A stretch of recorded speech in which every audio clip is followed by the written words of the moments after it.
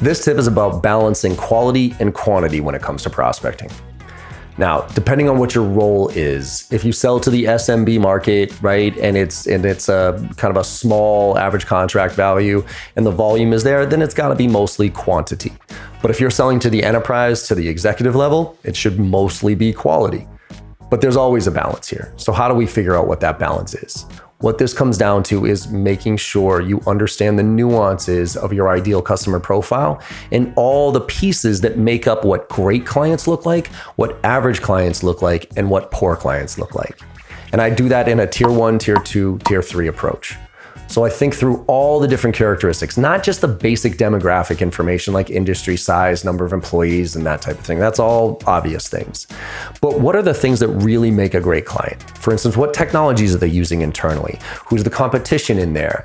Where are they in their growth cycle? And so what I'm doing is I'm trying to find all those different little nuanced pieces. First of all, so I can actually gather that information through my calls and through my research. But second of all, so I can tier out my approaches. Because the tier ones, once I identify a true tier 1 list of prospects, say I got a list of top 25, that's my quality approach. Those are the ones I'm going to follow on social listening tools. I'm going to take a very thoughtful, tailored approach to with my contact strategy. And my tier 2s, that's where I can do volume, but do a volume in a very targeted way.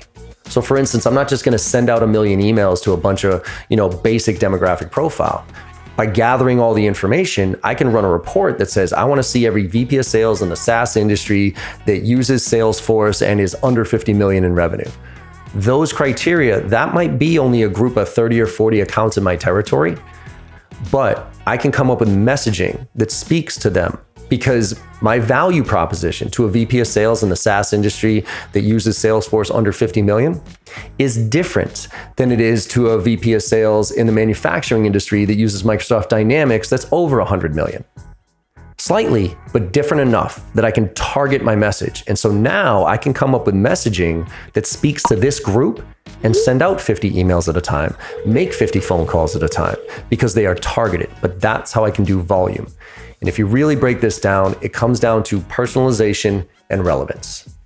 The holy grail of prospecting is to be personalized and relevant, okay?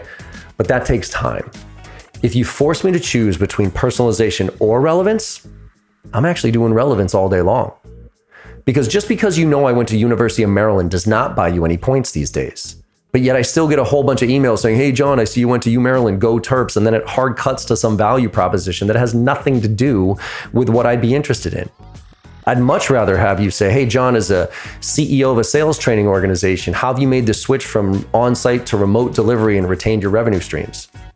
That is an extremely relevant question you can ask somebody like me. And guess what? You can send that out to 50 people if you want, 50 other CEOs of sales training organizations.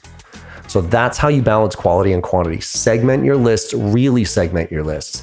Get yourself a targeted tier 1 list, follow them on social listening tools, be very thoughtful with your outreach strategies. And the tier 2s, run volume, but in a targeted way. And last but not least, your tier 3s, those are the ones you use to practice.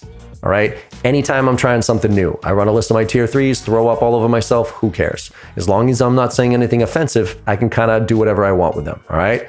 So balance that quality and quantity by segmenting your territory. Make it happen.